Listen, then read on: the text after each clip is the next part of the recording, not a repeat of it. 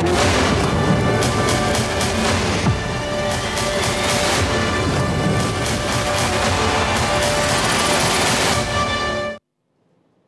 Break के बाद आपका स्वागत है। लगातार महाकवरेज जारी है महापोल भारत एक्सप्रेस पर। अब चैनल्स के एग्जिट पोल क्या कहते हैं ये भी आपको बता देते हैं, क्योंकि भारत एक्सप्रेस का एग्जिट पोल हमने आपको दिखाया। हरियाणा में कांग्रेस को भारी बढ़त मिलती हुई दिखाई दे रही है, तो कांग्रेस के लिए ये अच्छी खबर है।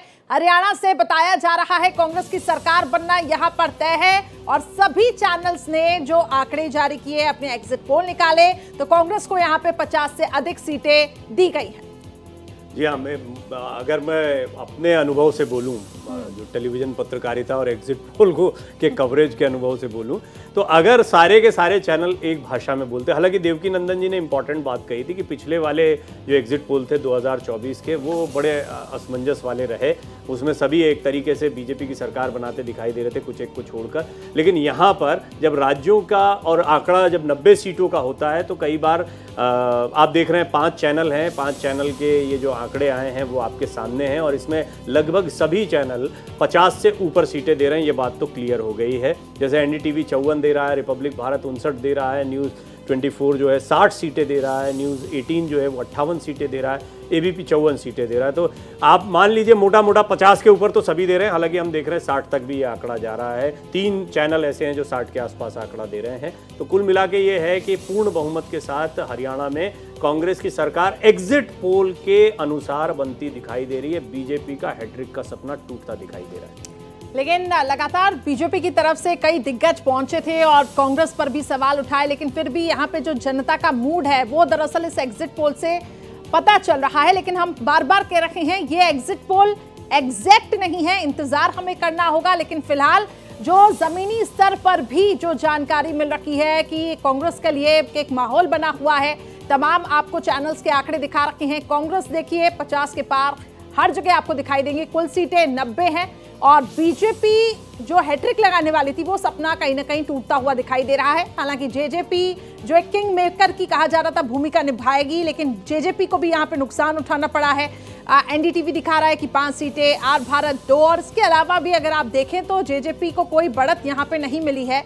आप क्या माना जाए, क्यों आखिर इतनी नाराजगी? क्योंकि कई ऐसे फैक्टर्स हैं जिसको लेकर खासतौर से जाट समुदाय, जिसका जिक्र आप प्रवीण जी कर रहे थे, ये खासा नाराज चल रहे हैं बीजेपी से, और किसान भी। तो इसका खामियाजा क्या बीजेपी को उठाना पड़ा? नहीं, वैसे जाट नाराज या ना नाराज वाली बात नहीं है। वो तो जाट तो इंटैक्ट है, कांग्रेस का कोर वोट बैंक माना जाता है। भूपेंद्र हुड्डा बड़े नेता हैं उनके, और आप देखिए नायब सैनी को लाना हो, नायब सैनी का चेहरा जब आया तब भी एक तरह का एक मैसेज था कि हमको जाट बनाम जो अदर वोट्स हैं, जिसमें खास तौर पर जो ओबीसी है, दलित है, ये वोट बैंक को किसी तरह से एड्रेस करना चाह रही थी बीजेपी। तो ये तो बात तय थी कि कांग्रेस के लिए फ़ायदेमंद होगा। लेकिन जेजेपी जो है वो अपने आप में जो है एक फैक्टर था। पहले माना जाता रहा कि जेजेपी जो है वो शायद बीजेपी के कहने पर अलग हुई हो, खुद से अलग हुई हो, अपना नफ़ा नुकसान हो। कुल मिलाकर जो भी रणनीति थी, स्ट्रैटेजी थी, वो फेल होती दिखाई दे रही। कांग्रेस का अपना जो एक कॉन्फिडेंस था, उसकी एक बहुत बड़ी वजह ये एग्जिट पोल के जो नतीजे हैं वो इशारा कर रहे हैं।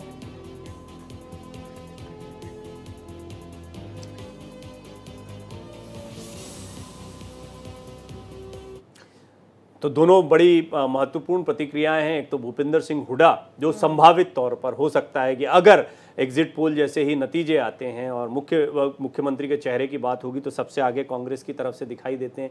नायब सैनी, ये दोनों ने क्या कहा एग्जिट पोल पर, पहले वो सुनिए। एग्जिट पोल तो अब आए हैं, सुबह भी मैंने बता दिया था आपको, और मैं पिछले कितने दिन से कह रहा हूँ, जब से ये हमने कैंपेन शुरू किया है, कि कांग्रेस के पक्ष में लहर चल रही है। कांग्रेस हरियाणा में अब की बार हरियाणा में कांग्रेस की सरकार। आप सीएम, आप कह रहे हैं कि तीसरी बार बनने जा रहे हैं। बिल्कुल तीसरी बार सरकार बनने जा रही है। आप सीएम, आप कह रहे हैं कि तीसरी बार बनने जा रहे हैं। बिल्कुल तीसरी बार सरकार बनने जा रही है। तो देखिए, नेताओं की तरफ से प्रतिक्रियाएं तब आए, वो भी हमें पता होता है कि क्या उनकी तरफ से प्रतिक्रिया आएगी। लेकिन मेरे साथ एक और नया पैनल जुड़ चुका है। यासिर जिलानी साहब हैं, वरिष्ठ प्रवक्ता हैं भारतीय जनता पार्टी के, और यासिर भाई से बहुत सारे सवाल हो सकते हैं। बहुत बहुत स्वागत है आपका यासिर भाई। और साथ ही साथ में सोहित शर्मा जी हैं, प्रवक्ता पीडीपी हैं, पूरे जम्मू कश्मीर के चुनाव के दौरान जो हैं वो लगातार हमें जानकारियाँ देते रहे, पीडीपी का पक्ष रखते रहे।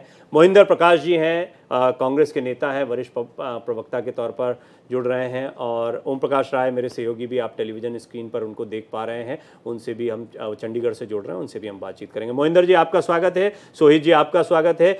यासिर भाई क्या बोलेंगे आप? ये तो मामला गड़बड़ हो गया, आपके सारे दावों के खिलाफ जा रहा है बिल्कुल मामला।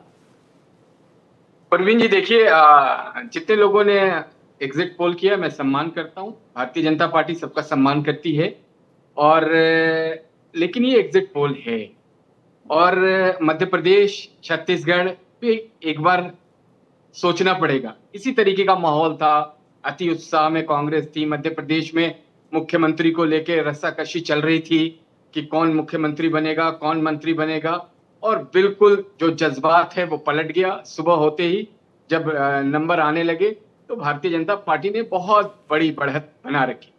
मुझे कोई अतिशयोक्ति नहीं होगी ये कहने में कि भारतीय जनता पार्टी जिस तरीके से मोदी 3-0 केंद्र में बनी है, हरियाणा में भी Bharatiya Janata party third time सरकार बनाने जा रही है। इसके कई कारण देखिए, जिस तरीके से भारतीय जनता पार्टी ने जो चीजें कही हैं, जो जनता के सामने अपने एक मैनिफेस्टो को रखा है, और पिछले 10 सालों में जो खट्टर साहब से लेके सैनी साहब तक का जो काम हुआ है उसको जनता ने एक्सेप्ट किया है, जनता ने सराहा है, और जनता ने देखा है 10 साल का कार्यकाल भूपेंद्र हुड्डा जी का, वो पर्ची और खर्ची का भी पूरा का पूरा आजकल चर्चे का विषय बना हुआ है कि अगर, अरे वो 10 साल पुरानी बात हो गई यासिर भाई, पर्ची खर्ची कब तक? अभी 10 साल का आप लोगों का शासन हो गया, एंटी इनकम में भूपेंद्र हुड्डा कह रहे हैं कि ये आपके 10 साल के शासन की वजह से उनको वोट मिल रहा है, क्योंकि उसमें आप बहुत सारी गड़बड़ियां कर गए। नहीं, वो तो कहेंगे, उनको देखेगी, जिस तरीके से उनकी बॉडी लैंग्वेज है आज भी वो गुस्से में दिखाई दे रहे हैं, जबकि तमाम एग्जिट पोल उनके फेवर में दिख रहा है। भारतीय जनता पार्टी के आप मुख्यमंत्री नायब सिंह सैनी को देखा होगा, उनके बात करने का शैली और जो तरीका हुड्डा जी का था, दोनों में बड़ा आसमान जमीन का फर्क है। नाराज हैं, उन्हें पता नहीं किस बात का डर है, उन्हें ये इस बात का डर सता रहा है कि उनके हाथ से सब कुछ निकल ना जाए। मैं ये कहना नहीं चाहता हूं, क्योंकि हम लोग 100% मुझे उम्मीद है कि हम तीसरी बार भारतीय जनता पार्टी की सरकार हरियाणा में बनने जा रही है। आप सपने तो सब देख रहे हैं, सपने देखिए, लोगों को पता है कि मैं एक तो बात जानता हूं यासिर भाई कि आप अपने स्टैंड पर कायम रहेंगे, लेकिन मुझे बताइए कि थोड़ा सा एक डर का माहौल आया अभी जब आपस में बैठे होंगे, आप तो पार्टी कार्यालय में तमाम बड़े नेताओं के भी संपर्क में होंगे, या ये निर्देश मिला है कि भैया देखो इसको खारिज करना है, या थोड़ा सा डर का माहौल आया? प्रवीण जी देखिए, आप तो बहुत अंदरूनी सारी चीजों को जानते हैं, लेकिन आप जो कह रहे हैं, आपको पता है कि हम जब डिबेट में हम लोग आते हैं, प्रवक्ता भारतीय जनता पार्टी का जो कार्यकर्ता होता है, जो हमारी एक लाइन है उस लाइन पे रहते हैं, और इंस्ट्रक्शन तो मीडिया डिपार्टमेंट की तरफ से सुबह मिलती है कि आपने क्या कैसे बोलना है, किस चीज पे क्या रहना है, ये सब आप जानते हो, और मैं इसको एक्सेप्ट करता हूँ। मैं इस तरह का आदमी नहीं हूँ कि मैं आपको कोई अलग तरीके से नहीं, मैं जानता हूँ आपको, लेकिन मैंने भी हरियाणा में इस पे ज्यादा नहीं जाऊंगा, क्योंकि मैं जानता हूँ आप बहुत ही संयमित तरीके से अपनी बात को भी रखते हैं, और दूसरा पार्टी लाइन और पार्टी प्रवक्ता के तौर पर आपकी भी कुछ एक रिजर्वेशंस होती हैं। अभिषेक तिवारी जो कि प्रवक्ता आम आदमी पार्टी, वो भी पैनल पर जुड़ गए हैं, लेकिन उनसे पहले ओम प्रकाश राय हमारे सहयोगी चंडीगढ़ से मौजूद हैं, और लगातार वो चुनाव के दौरान कई क्षेत्रों में गए, कई नेताओं से उन्होंने बातचीत की है, ज़मीनी हालात को उन्होंने परखा जांचा है, तो उनका एक व्यू जो है वो बड़ा महत्वपूर्ण हो जाता है। क्योंकि आपने देखा था कि पैनल पर बात करते हुए ये बात भी आई थी कि पत्रकार जो है वो जनता के मिजाज और मूड को ज़्यादा बेहतर समझ पाता है। ओम प्रकाश, आप मुझे बताएं कि क्या आपको हरियाणा में ये जो एग्जिट पोल आया है, ये बिल्कुल आपने जो ऑब्जर्व किया ज़मीन पर उसके मुताबिक ही दिखाई देता है, या आपको लगता है कि जो बीजेपी का कॉन्फिडेंस अभी भी बरकरार है उस दिशा में कहीं मामला जा सकता है? देखिए, हारने वाली टीम कभी ये नहीं कहती है कि हम हारेंगे, हम लड़ेंगे, हम खड़े रहेंगे, लेकिन जब मान लीजिए बुमराह जैसा गेंदबाज रहेगा तो वो यॉर्कर मार के और ऑल आउट कर देगा आपको, जैसे बांग्लादेश का भी हाल हुआ। वही हाल जो है हरियाणा में जो हमने ग्राउंड में देखा है, कोई पार्टी का आदमी नहीं बोल रहा है, पब्लिक बोल रही है। क्यों बोल रही है, ये अब विचार करने वाली बात है। 10 साल खर्ची पर्ची पर आप बात कर रहे हैं, 9.5 साल में आपने जिस मुख्यमंत्री को बदल दिया उसको आप प्रचार में नहीं लाए, एक दिन उसको कहीं मंच पर नहीं दिखा रहे हैं, उसके बयान नहीं आ रहे हैं। नायब सिंह सैनी को केवल आगे करके, और जैसे आज भी उन्होंने कहा तीसरी बार सरकार बनाएंगे, सपने में बनाएंगे वो बात अलग है, लेकिन हकीकत में ये है स्थिति कि मैं अभी खड़ा हूँ पंचकूला में, अम्बाला लोकसभा में 9 सीटें हैं, 9 सीटें यहाँ पर अभी कांग्रेस बहुत आगे है 9 सीटों पर। मैं बता दूं अम्बाला कैंट जो कि अगर कहा जाए अनिल विज जैसा महारथी, वो भी पीछे चल रहा है, सोच लीजिए आप, ये स्थिति है। अभी उनके जो ग्रुपों में आ रहे थे वो कह रहे थे कि वोट परसेंटेज बढ़ाओ, वोट परसेंटेज बढ़ाओ। वो वोट बीजेपी का जो वोटर है ना, वो खुद दुखी है अपनी सरकार से और वोट देने निकलना नहीं है। जिस तरह से वोट परसेंटेज 70 से ज़्यादा होती थी, 73, 74, 75 होती थी, वो डाउन हो रहा है। हम हिसार गए, हम सिरसा गए, हम सोनीपत गए, हम करनाल गए, हम कुरुक्षेत्र गए। मैं डबवाली लास्ट हो गया, वहाँ से पंजाब हो जाता है, सिरसा में पड़ता है, सिरसा भी मैं गया, राजस्थान के बॉर्डर तक गया।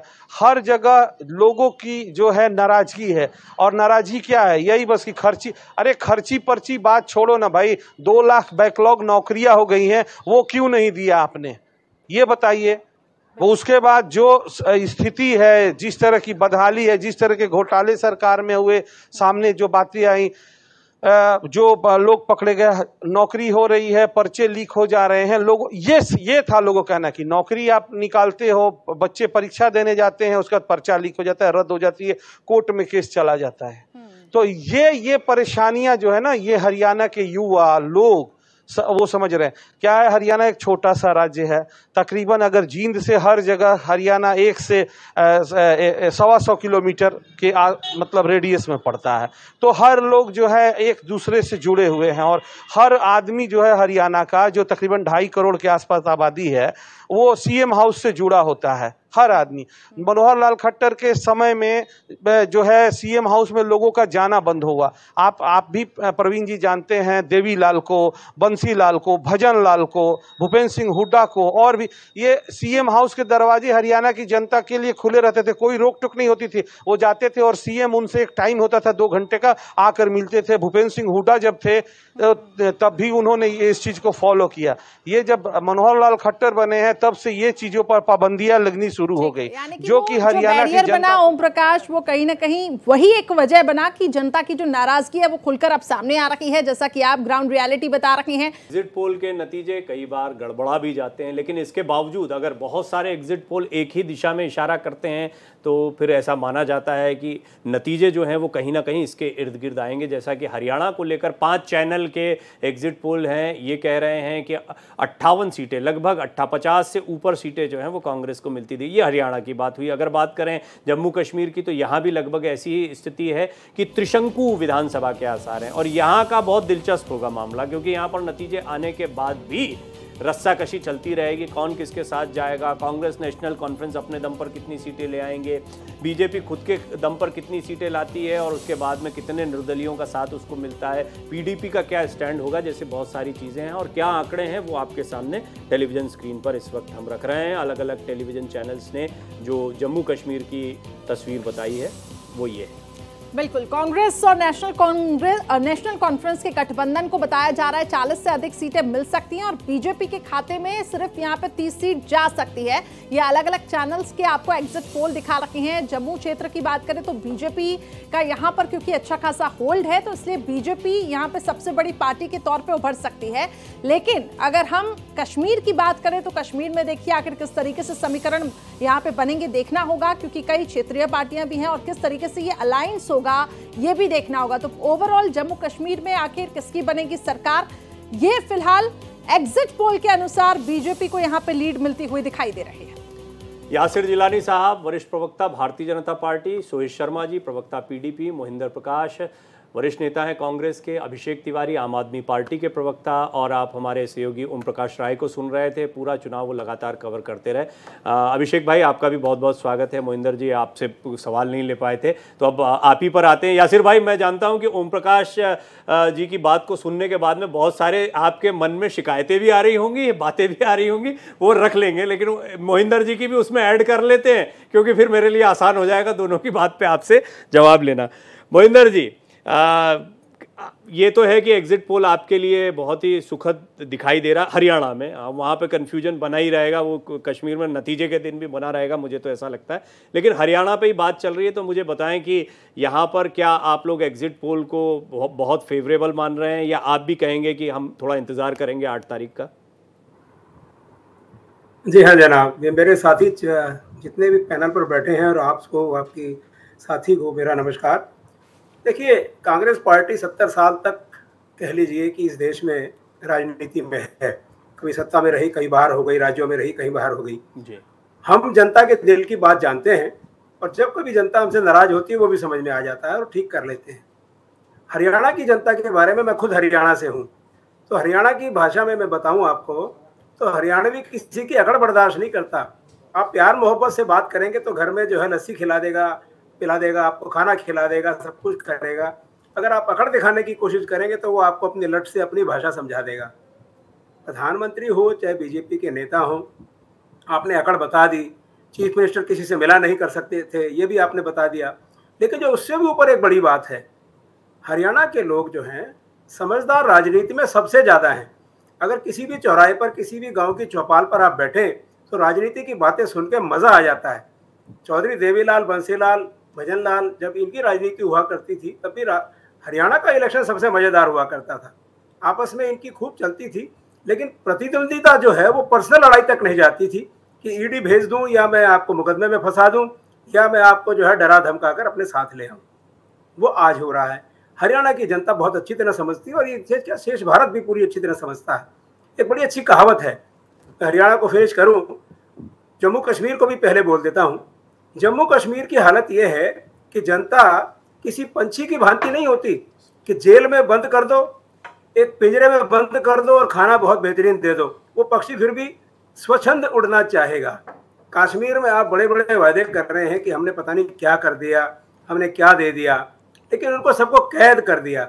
जब एक लोकतंत्र में वोट डालने की आज़ादी आप 10 साल तक नहीं देंगे, आप सिर्फ अपने ही चलाते रहेंगे, ठीक है आप बहुत अच्छा कर रहे होंगे, लेकिन उस बच्चे की भी तो सुनिए, उस नागरिक की भी तो सुनिए जो कश्मीर में है, वो क्या चाहता है। वो बीजेपी कभी नहीं करना चाहती। जहाँ तक पूरे हिंदुस्तान का ताल्लुक है, आज एक चीज़ समझ लीजिए, गुलजार साहब ने बड़ी अच्छी लाइन लिखी थी कि भाई जब नौका डूबने लगती है नाव तो माझी पार लगाता है, जब माझी ही नाव डुबोएगा तो कौन पार लगाएगा। वो गाना बहुत खूबसूरत है, उसके बाकी भी सुर है। आज प्रधानमंत्री महाराष्ट्र में थे। देखिए, प्रधानमंत्री के मुंह से एक ड्रग्स का जो पकड़ा गई खेप, वो उसका आरोप लगा रहे हैं कांग्रेस पार्टी के ऊपर कि साहब देखिए ये कांग्रेस पार्टी ड्रग्स वालों के साथ है। भाई ड्रग्स वालों के साथ कांग्रेस पार्टी है, चलो मान लेते हैं, लेकिन बॉर्डर पर, एयरपोर्ट पर आपकी पुलिस है, रॉ है, आईबी है, न जाने क्या क्या है, वो क्या कर रहा है भाई। आप इसका मतलब अपनी जो हार मान रहे हैं कि आप इस देश की सीमाओं की, इस देश के नागरिकों की, युवाओं की आप रक्षा नहीं कर सकते। यहाँ जो कोई मर्जी ड्रोन से ड्रग फेंक जाता है, जो मर्जी एयरपोर्ट से ड्रग लेके आ जाता है, हमारे देश के लोगों को बंद कर देता है। अब बात आती है जम्मू कश्मीर की। जम्मू की हालात पंजाब जैसे बना दिए। टोकना नहीं चाह रहा था मोहिंदर जी, हालांकि आपने पूरा, क्योंकि बड़ी देर से मैं आपसे सवाल नहीं ले पाया था, लेकिन अब काफी सारे मुद्दे हो गए हैं और ब्रेक पर मैं चला जाऊं बिना काउंटर लिए यासिर जिलानी का, तो ये भी ठीक नहीं होगा। आपने सारी बातों को सुना। मैं चाहूंगा संक्षेप में एक कमेंट दें, बाद में डिटेल में बात करेंगे ब्रेक के बाद में, और अभिषेक जी को भी मुझे शामिल करना है, लेकिन ये मसला इतना खिंचता जा रहा है बीजेपी कांग्रेस के बीच में। तो बताएं यासिर भाई, आप क्या कहना चाहेंगे? आपने सुना कांग्रेस पर। देखिए क्या है कि कांग्रेस पार्टी, आज विषय है एग्जिट पोल के ऊपर हम चर्चा कर रहे हैं, लेकिन इन्होंने विषयांतर बड़ा लंबा खींच दिया। इनको एक शेर भी पढ़ दिया, मैं भी एक शेर इनके शेर पे कह देता हूं कि ना हम सफर ना हम नशी से निकलेगा, हमारे पांव का कांटा हम ही से निकलेगा। आपके नेता की तरह नहीं है कि भारत की चीजों को दुनिया के देश में जाके नीचे गिराने का काम करते हैं। आप अपने देश में अगर समस्या है तो तो अपने देश में लोगों के साथ बैठ के चर्चा करिए और उस पे कोई राय कायम करिए। आपका नैरेटिव जिस तरीके से राहुल गांधी बनाते हैं भारतीय राजनीति में, बहुत लोग हैरान रह जाते हैं। तो इसलिए आप इधर उधर की बात मत करिए। अभी तो हरियाणा में जो आपको एग्जिट पोल आया है उससे ओवर कॉन्फिडेंस थोड़ा बढ़ गया है, लेकिन अभी 8 तारीख बचा हुआ है। और जिस तरीके से कश्मीर में दिख रहा है, मैं आपको कश्मीर के तमाम जो घाटी के इलाके हैं वहां से मैं होके आया हूं, मैं आपको बता दूं कि घाटी में भारतीय जनता पार्टी का कमल खिल रहा, और 1-2 नहीं, कम से कम 7 से 8 सीटें आ रही हैं हमारी। हम वहां सरकार बनाने जा रहे हैं। आप बातें कर लीजिए, आप लंबी लंबी बातें कर लीजिए। हरियाणा का भी आपने रेफरेंस दे दिया, मैं भी हरियाणा के गांव से, मेरे भी ताल्लुकात हैं, मेरी भी रिश्तेदारियां हैं, लेकिन हरियाणा के लोग यकीनन बहुत समझदार हैं और हरियाणा के लोग समझदारी के साथ उनके साथ रहते हैं जो भ्रष्टाचारी नहीं है। आपकी सरकार में लोगों ने अच्छा मोहिंदर जी, ये वो जो गाना आप बता रहे थे ना शेर के तौर पर, वो पूरा फिल्मी गाना ही है। वो चिंगारी कोई भड़के से शुरू होता है तो ये चिंगारी जो है ये ज्वाला में तब्दील हो जाएगी। अभिषेक जी, मुझे ये बताइए कि एक बात ये जो कही जा रही थी, आम आदमी पार्टी से बहुत उम्मीदें थी, अभी भी हैं, मतलब मैं ये कह रहा हूँ कि ये तो एग्जिट पोल है, आप भी डेफिनेटली ये कहेंगे कि इससे आपकी अलग सोच होगी, लेकिन फिर भी ऐसा लगा कि मुकाबला कांग्रेस बनाम भारतीय जनता पार्टी बनकर रह गया और इनेलो, जेजेपी ये भी थोड़ा सा बेहतर स्थिति में दिखाई देते हैं। आम आदमी पार्टी ने बिल्कुल उस एग्रेशन के साथ चुनाव नहीं लड़ा जैसा अरविंद केजरीवाल की वापसी के बाद में उम्मीद की जा रही थी, ऐसा लगता है। मतलब आप इस पर क्या कहेंगे? प्रवीण भाई, मुझे लगता है कि मुझे भी पूरा समय दिया जाएगा, बड़े टाइम बाद मेरा नंबर आया। नहीं, मेरे मन में कसक चल रही थी, मैंने करिश्मा से कहा भी कि बड़ी देर हो गई भाई, बुलवाना जरूरी है। आम आदमी पार्टी को, आम आदमी पार्टी से आपको ही नहीं, हिंदुस्तान के 140 करोड़ जनता को बहुत सारी उम्मीदें है और मुझे पूरा विश्वास है कि अरविंद केजरीवाल जी उस उम्मीद पे खरा उतरने का प्रयास करेंगे और खरा उतर भी रहे, चाहे वो दिल्ली हो चाहे वो पंजाब हो। हरियाणा की जनता ने आम आदमी पार्टी को बेइंतहा प्यार दिया, बेइंतहा आशीर्वाद दिया और उसी का नतीजा है कि 8 तारीख को जब रिजल्ट आएगा, वो रिजल्ट इस आधार पे होगा कि अरविंद केजरीवाल जी की जो गारंटी है वो हरियाणा की जनता ने उस पर मुहर लगाते हुए अरविंद केजरीवाल जी के हाथ में चाबी देगी हरियाणा सरकार की। अरविंद केजरीवाल जी पहली बारी आम आदमी पार्टी वहां पे चुनाव लड़ रही थी और जो वादा किया था वो वादा हम लोग एक एक वादा पूरा करने का कार्य करेंगे। देखिए, ये जो चुनाव था भारतीय जनता पार्टी के अहंकार का, भारतीय जनता पार्टी के करप्शन का, भारतीय जनता पार्टी ने जिस तरीके से महिलाओं का अपमान किया, जिस तरीके से खिलाड़ियों का अपमान किया, सारे नौजवानों को अग्निवीर के तहत पूरी तरीके से उनके करियर को बर्बाद करने का कार्य किया, उसके खिलाफ था। और हरियाणा की जनता ने पूरी तरीके से भारतीय जनता पार्टी का सफाया किया। जहां तक जम्मू और कश्मीर की बात है, वहां पे जिस तरीके से जम्मू और कश्मीर के जनता का अधिकारों का हनन करने का कार्य किया, भारतीय जनता पार्टी ने पूरे जम्मू कश्मीर को यूटी में बदलने का कार्य किया। वहां की जनता बेसब्री से इंतजार कर रही थी कि वो घड़ी आए। 10 साल बाद वहां पे चुनाव हुआ और भारतीय जनता पार्टी को पूरी तरीके से मुझे लगता है कि वहां पे सफाया होना तय है। आम आदमी पार्टी की जो काम करने की नीति है, जनता से जुड़े मुद्दे उठाने की नीति है, चाहे वो बिजली हो, चाहे वो एजुकेशन हो, चाहे वो हेल्थ हो, वही गारंटी हम लोगों ने लेकर के हरियाणा में गए। हरियाणा की जनता ने बहुत सारा प्यार दिया और 8 तारीख को आपको देखने को मिलेगा कि अरविंद केजरीवाल जी के हाथ में चाबी होगी हरियाणा सरकार की। आपको लगता है इतनी सीटें आ जाएंगी कि आप किंग मेकर की भूमिका में होंगे? हालांकि एग्जिट पोल इससे बिल्कुल इतर हैं। हमारे सहयोगी ओम प्रकाश राय जो है मुस्कुरा रहे हैं। ओम प्रकाश भाई, ये बताइए कि क्या स्थिति आम आदमी पार्टी की सचमुच में रही है, ज़मीनी हकीकत है? क्योंकि आपने बीजेपी की भी बहुत बखिया उधेड़ी, मैं सीधे ये कह सकता हूँ, आपने बहुत सारे मुद्दे उठा दिए। यासिर भाई सुनते भी रहे उसको, आप कुछ कह रहे हैं? हाँ बोलिए यासिर भाई, बोलिए। मैंने कहा कि उमेश जी के लिए जवाब रह गया है, लेकिन आप उनसे पूछ लीजिए। वो मतलब उन्होंने पूरा हर कंस्टिट्यूएंसी, हर हल्के, हाँ मैं पूछ रहा हूँ वही ओम प्रकाश भाई बताएंगे ना, इसलिए सीधा पहली चॉइस हो गया है कि वहां किस तरह के झगड़े हैं आपस में। देखिए, अभी एक नया क्लेमर आ गया सामने कि सरकार की जो चाबी है इनके पास ही रहेगी, तो कंफ्यूजन कितना जबरदस्त है इंडी ब्लॉक के अंदर। ठीक, इसलिए बताइए ओम प्रकाश भाई, आम आदमी पार्टी ने डेलिबरेटली स्ट्रेटेजिकली जरा हल्का हाथ रखकर चले या सचमुच लड़े हैं चुनाव जैसा बता रहे हैं अभिषेक? देखिए, चाबी तो जेजेपी का निशान है और उसको 2019 में जनता ने दिया था, लेकिन गलत ताले में लगा दिया और आज स्थिति ये है कि जेजेपी का मतलब सफाया हो गया हरियाणा में। अब आम आदमी पार्टी पर आते हैं। आम आदमी पार्टी पंजाब में जिस भरोसे से लोगों ने सत्ता दी और इतिहास बदल दिया। देखिए 93 सीटें दी हैं 117 में पंजाब में। भगवंत मान हमारे भाई हैं, वहाँ मुख्यमंत्री हैं, उनके आए दिन वीडियो आते रहते हैं। दुखी है सारा पंजाब, ये समझ लीजिए। तो स्थिति ये है कि हरियाणा में वो वोट मांगने आ रहे हैं। हरियाणा को पानी दे नहीं रहे हैं और वोट मांग रहे हैं। अब बताइए, जमानत जब्त नहीं होगी तो क्या होगी? हरियाणा का आदमी पानी वाला है कि हमें पानी चाहिए, तो ये बात है। दूसरी बात, जहां तक वो भाई साहब ने कही कि हमारे पास चाबी है, चाबी भी नहीं है।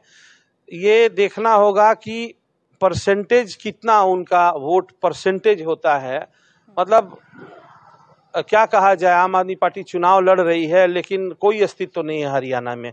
आपको बता दें, यहाँ अगर आमने सामने की अगर कोई लड़ाई है तो वो कांग्रेस और बीजेपी की है। बीजेपी का अभी ये हाल है जो मैं कह रहा था कि कार्यकर्ता दुखी है उनका, क्योंकि उसको भी जाने को नहीं सीएम हाउस मिल रहा था।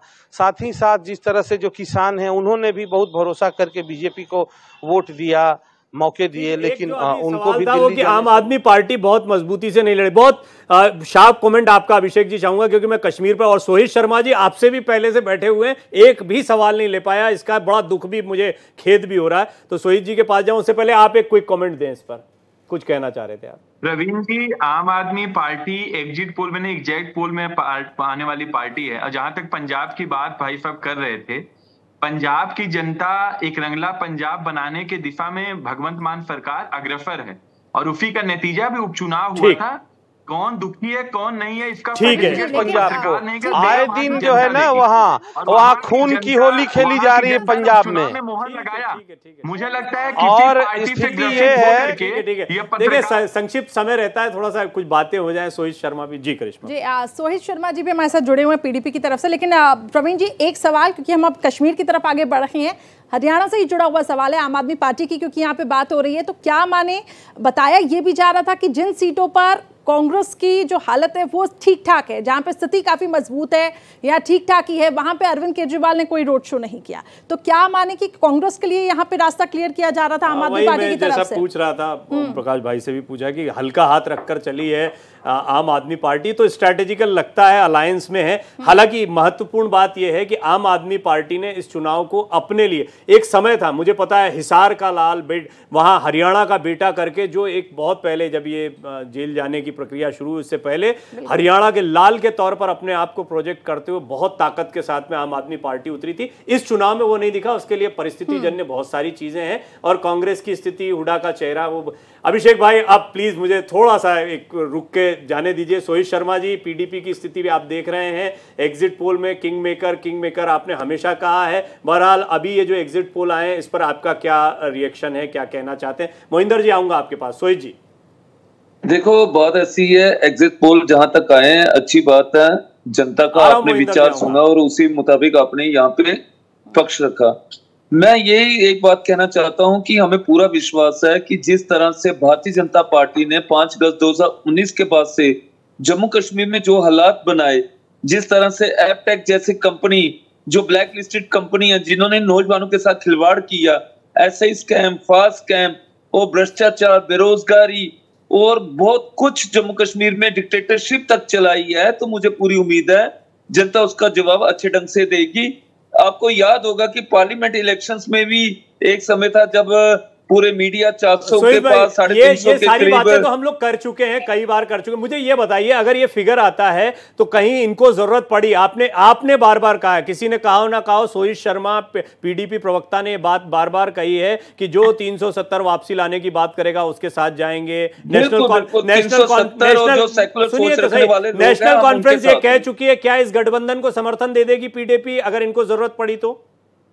देखो, ये तो फैसला हमारी हाईकमान करेगी, लेकिन हमें यहाँ तक पूरा इख्तियार दिया हुआ है कि अगर जब भी आप बात रखो तो वो इसमें रखो जो 370 और 35 से जो हमारे स्टेट सब्जेक्ट और लैंड सब्जेक्ट की बात करेगा, हम उनके साथ आगे चलेंगे। ठीक है मोहिंदर जी, क्या पीडीपी को भी साथ में ले लेंगे?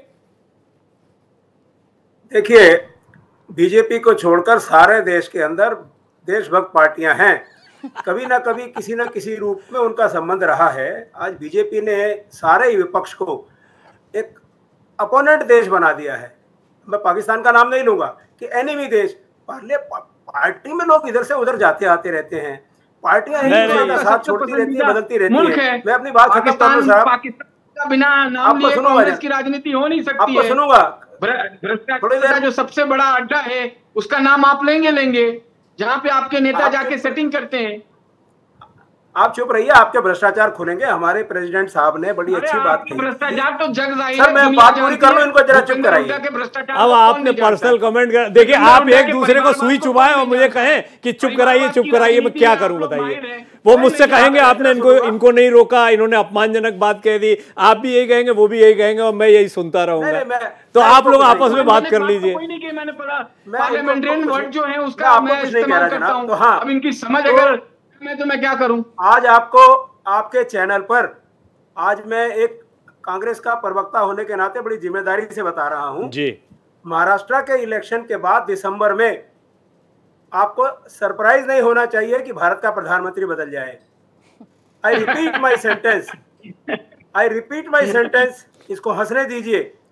महाराष्ट्र के राहुल गांधी कह रहे हैं, आप नहीं कह रहे, राहुल गांधी कह रहे हैं ना। प्रधानमंत्री को बदलता हुआ देखेंगे। देखिए कितना मंसूबा कितना बैठा हूं, इन लोगों का। बड़ी जिम्मेदारी से कह रहा हूं। महाराष्ट्र के इलेक्शन को इसीलिए टाला गया, अभी भी टाला जा रहा है और वहां जाने क्या क्या घोषणाएं की जा रही हैं। देखिए जनता ने, अब पूरे हिंदुस्तान की जनता एक है।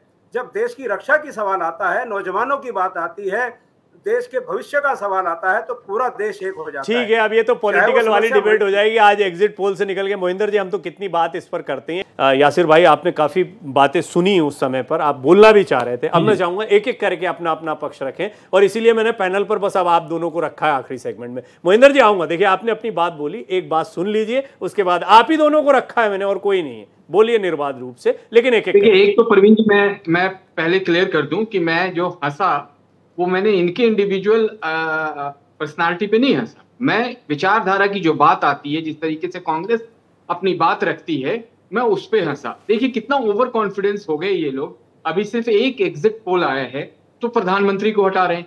अभी ये पहले ये बताएंगे भारत की जनता को कि जिस तरीके से इन्होंने मैनिफेस्टो साझा किया एनसी, और अब तो पीडीपी भी कह रही है कि अगर जरूरत पड़ेगी तो हम उसको सपोर्ट कर देंगे, तो क्या फिर से वही अलगाववादी लोग, अलगाववादी नेता, पाकिस्तानी समर्थक और पाकिस्तान में बैठ के जो भारत के साथ भारत को आंख दिखा के गद्दारी करके आंख दिखाने वाले जो लोग हैं, उनको वो स्टेज देने के लिए तैयार है कांग्रेस पार्टी। यही कांग्रेस का चरित्र है। जिस तरीके से कांग्रेस का चरित्र हम लोगों ने कश्मीर से लेके दिल्ली तक का देखा है, और पाकिस्तान जाके कांग्रेस के नेताओं ने जो बात कही है, ये कोई मैं अपने मनगढ़ंत बातें नहीं कह रहा हूं। कांग्रेस के प्रवक्ता को ये समझना चाहिए। और जिस तरीके का भ्रष्टाचार आपके 10 साल के राज्य में था, वो क्या दोहराया जाएगा?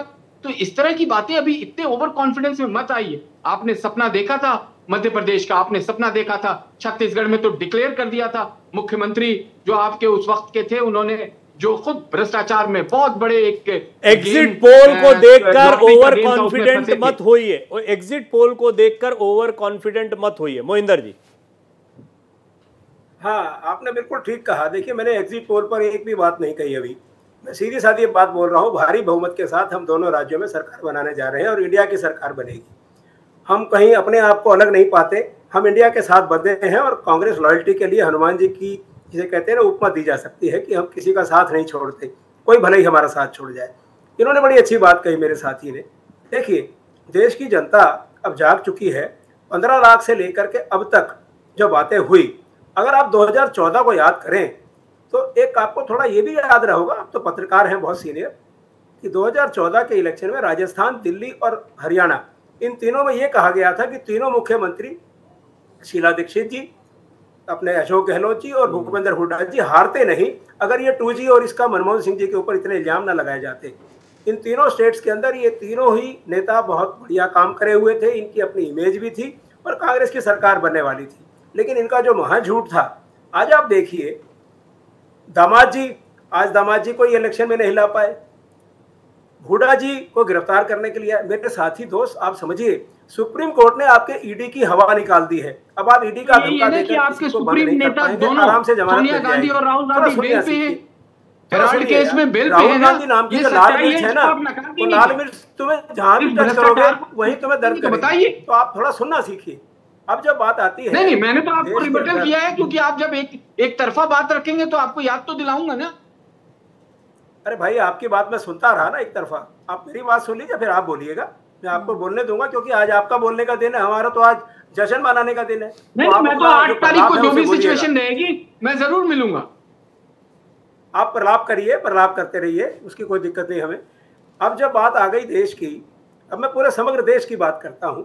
पूरे देश में 140 करोड़ लोगों में से सिर्फ 20 करोड़ लोग सुखी हैं। उसी के बेस पर पूरे देश को ये कहा जाता है तीसरी अर्थव्यवस्था बन गई। भाई तीसरी अर्थव्यवस्था तो बन गए, आप तो जनसंख्या के नाम पर नंबर 1 हैं। आप कहना क्या चाहते हैं? इस देश के जो गरीब हैं 120 करोड़ लोग, जो सिर्फ सेवा करते हैं, साइकिल चलाते हैं, मजदूरी करते हैं, सिर्फ गुलामों की जिंदगी जी रहे हैं, बड़ी मुश्किल से अपने दोनों हाथों को मिलाकर मुंह को भर पाते हैं, तो ऐसे लोगों के लिए आपके पास कोई योजना नहीं है। मुझे बोलना पड़ेगा, जब आप प्रोपेगेंडा झूठ के आधार पर प्रोपेगेंडा फैलाएंगे तो मुझे टोकना पड़ेगा। आप लगातार यही कारण है कि पिछले 3 जनरल इलेक्शन में आप 100 सीटें नहीं क्रॉस कर पाए। आपको गलतफहमी है, आपके झूठ के आधार की वजह से। इंडिया गठबंधन को 234 सीट मिली है, आपके गठबंधन कांग्रेस की बात कर रहे हैं आप। इंडिया गठबंधन के कौन सा साथी आपके साथ खड़ा है जरा बता दीजिए, जिसके साथ आपने गलबैया आम आदमी पार्टी के साथ किया। वो कह रहे हैं कि मैं सरकार हरियाणा में बनाऊंगा, आपको दिल्ली में उसने आपका साथ छोड़ दिया। आपकी जो सबसे बड़ी साथी थी ममता बनर्जी, वो आपके साथ नहीं दिखाई देती। नीतीश कुमार 2 हफ्ते में आपके साथ चले गए, आपके साथ से हटके दूर चले गए। ये तो आपकी नीति है, आपकी अकड़ है, यही आपकी अकड़ है जो कहती है कि अकेले बीजेपी। हमारी अकड़ नहीं है, मैं आपको सच्चाई से रूबरू करा रहा हूँ। मैं व्हाट्सएप यूनिवर्सिटी का ज्ञान लेके नहीं बैठता हूँ। नहीं व्हाट्सएप यूनिवर्सिटी का ही आप उसी की प्रोडक्ट हैं आप, भारतीय कांग्रेस। इसलिए मैं सुनना चाह रहा था कि आपको ये सब देख कौन रहा है। आखिर ये सब जो ज्ञान आपके पास आ रहा है कि 120 करोड़ लोग जो हैं गरीबी रेखा के नीचे, आप अपने भारत के बारे में बुरा सोचिए और मैं सुनता रहूं। भारत के लोग आज विश्व में लोग देख रहे हैं भारत की तरफ। आज भारत के साथ सर्वश्रेष्ठ देश कंधे से कंधा मिला के चलने के लिए आतुर है, और आप उस देश के 120 करोड़ को गरीब बता रहे हैं। कमाल का आंकड़ा है आपके पास। या तो आपको पवन खेड़ा ने दिया ये आंकड़ा, या आपको सैम पित्रोदा ने दिया। मुझे लगता है छपा आपकी सरकार द्वारा छापा गया हुआ आंकड़ा है, तो इसको तो आप सही कह रहे हैं। ये हमारे सरकार का आंकड़ा है, नहीं हो सकता है। अगर आप हमारे सरकार का दिया हुआ आंकड़ा कहते तो 120 करोड़ भारतीयों को गरीब नहीं बताते। आप भारतीयोों के सम्मान के साथ मैंने एक समय ये निर्धारित ये डेलिबरेटली मैंने इसलिए आप लोगों को ओपन डिबेट पे छोड़ दिया था कि आप आपस में बात करें, मैं इधर का सवाल लेकर इधर ट्रांसफर करूं, आराम से बात कर लें। दोनों आप बहुत सीनियर हैं, दोनों ने अपनी अपनी पार्टी का पक्ष रखा, वो आपका प्रवक्ता के तौर पर धर्म भी है। लेकिन अब देखिए, आज एग्जिट पोल पर हमने चर्चा की है। एग्जिट पोल के लिए जैसे जश्न का, अभी मोहिंदर जी ने कह दिया कि जश्न का, पर जश्न तो जो है वो असली 8 तारीख को ही होगा। तो 8 तारीख को देखते हैं। हालांकि मेंटली बहुत लोग प्रिपेयर हो जाते हैं। भारतीय जनता पार्टी हो सकता है कुछ मेंटली प्रिपेयर हो। हालांकि दावा है उनका कि किसी भी हालत में ये नतीजे बदलेंगे। नायब सिंह सैनी भी कह रहे हैं, तमाम बीजेपी के नेता कह रहे हैं, खुद यासिर जिलानी ने पैनल पर कहा है। मोहिंदर प्रकाश जी का कहना है कि जम्मू कश्मीर में भी हम सरकार बनाने जा रहे हैं। तो एग्जिट पोल के बाद ये दावे रहते ही हैं। बहरहाल आप दोनों का बहुत बहुत धन्यवाद। मोहिंदर जी आपका धन्यवाद, यासिर जिलानी साहब आपका बहुत बहुत धन्यवाद। तो फिलहाल एग्जिट पोल स्पेशल में इतना ही, लेकिन खबरें लगातार जारी हैं। आप देखते रहिए भारत एक्सप्रेस।